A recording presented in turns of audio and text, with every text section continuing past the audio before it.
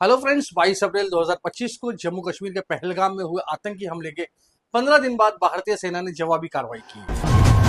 25 minute के भीतर operation सिंदूर के जरिए पाकिस्तान के 9 ठिकानों पर यह कार्रवाई की गई और ये वो ठिकाने हैं जिसका इस्तेमाल आतंकी अपने आप को मजबूत करने के लिए कर रहे थे।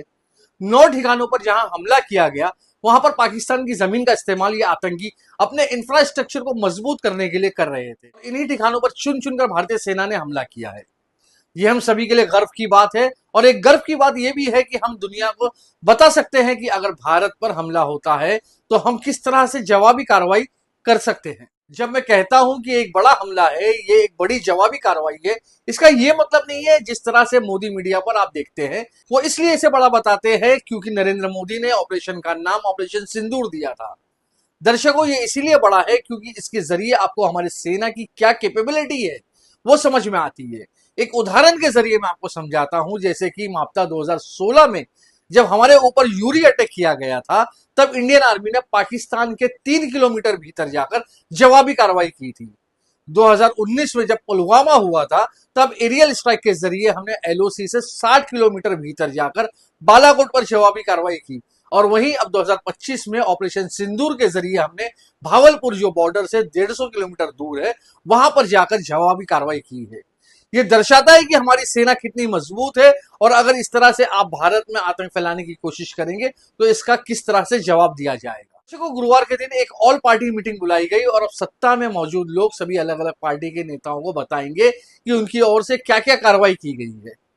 जब इन तमाम मुद्दों पर बात कर रहे हैं तो वही 5 सवाल अब भी ऐसे हैं जिसका जवाब नहीं मिल पाया है। कायदे से ये सवाल मोदी मीडिया को पूछना चाहिए था, लेकिन मोदी मीडिया केवल एक शख्स को चमकाने में लगी हुई है और जो जरूरी सवाल है पहलगाम से संबंधित उसे वो अब भी नहीं पूछ रही है। आज इस वीडियो में हम इन्हीं 5 सवालों पर फोकस करेंगे। हेलो दोस्तों, मेरा नाम है मलिक फरीदी और आप सभी का एक नए एपिसोड में बहुत बहुत स्वागत है। अगर आपने अब तक मेरे इस चैनल खबरें एक्सप्रेस को सब्सक्राइब नहीं किया है तो जरूर कर लें।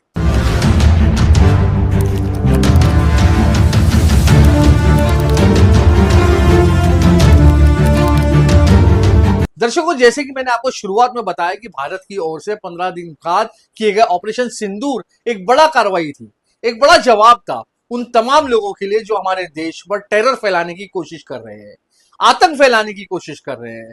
तो वहीं पहला और सबसे अहम सवाल अब यह है कि पहलगाम में हमला करने वाले वो 4 आतंकवादी कहां हैं? अब तक उन पर कोई कार्रवाई क्यों नहीं हो पाई, जबकि इस हमले को हुए 16 दिन का समय हो चुका है।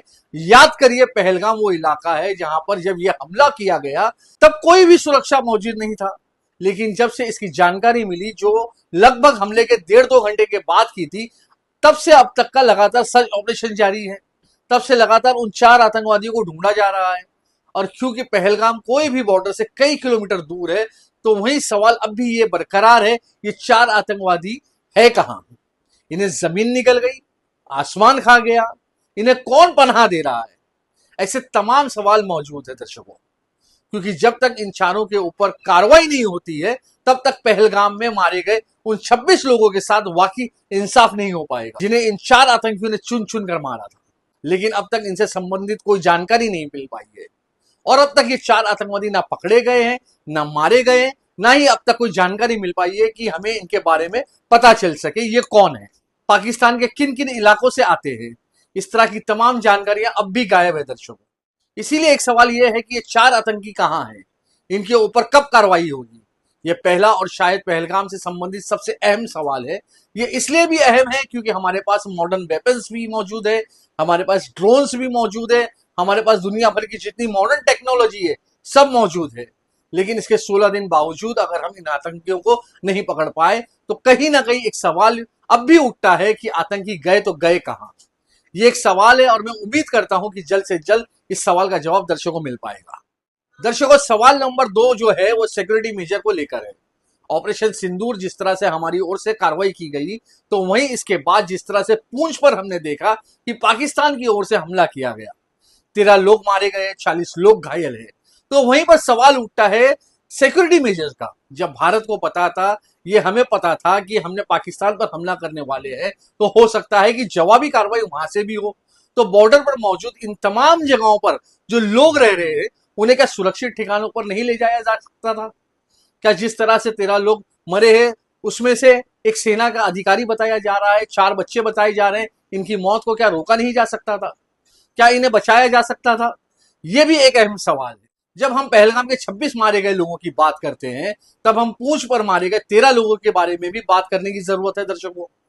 गोदी मीडिया के लोग नहीं करेंगे, क्योंकि ये वो एक एजेंडा के साथ सामने आ रहे हैं। उनका काम केवल कुछ लोगों को चमकाने का है। हम अगर वाकई देशभक्त है तो यहाँ पर मारे गए 13 जो हमारे भारतीय लोग हैं उनके बारे में भी बात करने की जरूरत है। जितनी जानकारी मुझे मिल पाई है, पूंछ में जिस तरह से हमला हुआ है 1971 इंडियन पाकिस्तान वॉर के बाद ये सबसे बड़ा हमला था, जहां पर रेसिडेंशियल्स, गवर्नमेंट बिल्डिंग, पब्लिक प्लेसेस, कई जगहों पर हमला किया गया।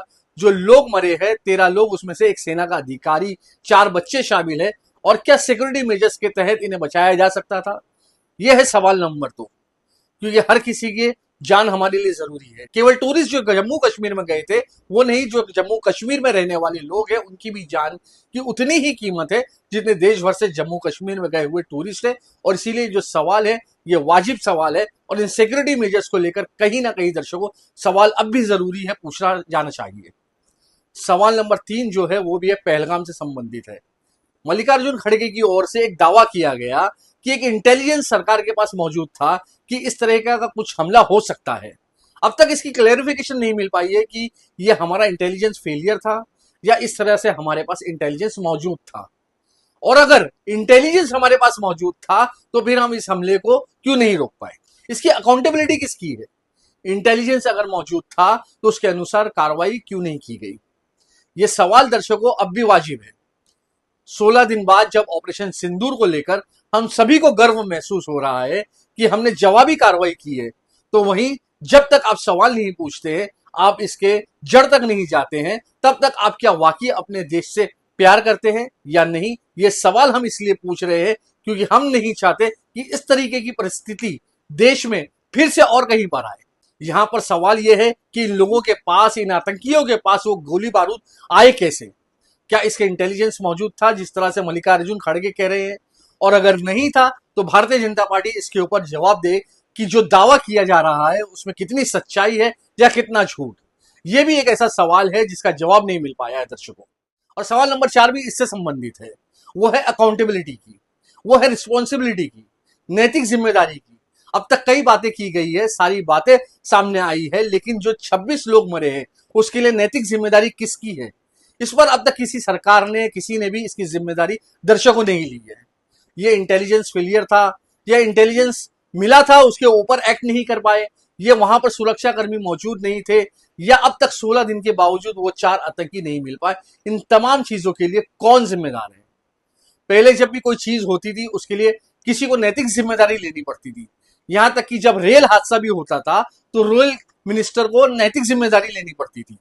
कई बार हमने देखा कि जो रेल मंत्री होते थे उन्होंने इस्तीफा तक दे दिया। हम इस्तीफे की बात तो अब नहीं कर रहे हैं, लेकिन कोई तो जिम्मेदारी ले कि हाँ ये हमारी गलती हुई है। वो किरण रिजिजू आकर 2-4 लोगों से बात करने पर जो कहते हैं वो नहीं। आपको अगर बाकायदा जनता के सामने कहना होगा कि किसकी गलती की, वो जैसे पहलगाम में 26 लोग मारे गए, इसके लिए कौन जिम्मेदार है? सिक्योरिटी में कमी कैसे रह गई? सिक्योरिटी लैप्स कैसे रह गई? इसके लिए अकाउंटेबल कौन है? दर्शकों 16 दिन के बावजूद अब तक इसके ऊपर कोई जवाब नहीं मिल पाया है, और ये भी एक महत्वपूर्ण सवाल है। और जो 5वां सवाल है और आखिरी सवाल है, मुझे लगता है महत्वपूर्ण सवाल है हम सभी लोगों के लिए। जिस तरह से हमने देखा ऑपरेशन सिंदूर हुआ, ऑपरेशन सिंदूर के बाद प्रेस कॉन्फ्रेंस किया गया जिसमें कर्नल सोफिया कुरैशी और विंग कमांडर व्योमिका सिंह मौजूद थे, और एक तरीके से ये जवाब देने की कोशिश की गई पूरी दुनिया को। और ये अच्छी बात है कि इस तरह से जवाब देने की कोशिश की गई कि आपने धर्म पूछकर लोगों को मारा, लेकिन हम जो है सभी धर्मों के साथ में लेकर जाते हैं। इसीलिए हम देखते हैं कि एक मुसलमान और एक हिंदू जो है वो साथ में मिलकर प्रेस कॉन्फ्रेंस कर रहे हैं और ऑपरेशन सिंदूर की जानकारी दे रहे हैं। लेकिन जब हम ये बातें करते हैं दर्शकों, तब आपको ये भी याद रखना चाहिए कि पिछले 16 दिनों में हमारे देश के मुसलमानों को लेकर क्या कुछ नहीं कहा गया। कहां कहां से कश्मीरियों को, जो देश के अलग अलग जगहों पर रह रहे थे, उन पर हमला किया गया, उन्हें धमकी दी गई, कहीं पर मुसलमानों को मारा गया, कहीं पर कई तरह की बातें एक दूसरे को लेकर कही गई। ऐसे में सरकार में मौजूद जो लोग नफरत फैलाते हैं, कम से कम वो अब तो समझ रहे हैं कि आतंकी भी चाहते हैं कि आप लोग आपस में लड़ते रहें, इसलिए धर्म पूछकर मारा गया। और ये अच्छी बात है कि कर्नल सोफिया कुरैशी और विंग कमांडर व्योमिका सिंह को मीडिया के सामने लाया गया, देश और दुनिया में एक जवाब देने के लिए कि हम किसी भी धर्म को कम या ज्यादा नहीं समझते और सभी लोगों को लेकर आगे चलेंगे। क्या ये बात भारतीय जनता पार्टी में शामिल उन तमाम नफरती चिंटू पर लागू नहीं होती जो दिन रात हिंदू मुस्लिम करते हैं, नफरत फैलाते हैं? कम से कम अब तो ये नेता समझ जाए कि इस तरह से नफरत नहीं फैलाया जाना चाहिए, क्योंकि अगर आप इसके बावजूद अगर आप मुसलमानों को टारगेट करेंगे, मुसलमानों को लेकर तमाम तरीके की चीजें कहेंगे, उन्हें बार बार अपनी देशभक्ति को प्रूव करने के लिए कहेंगे, तब कोई फर्क नहीं पड़ता है।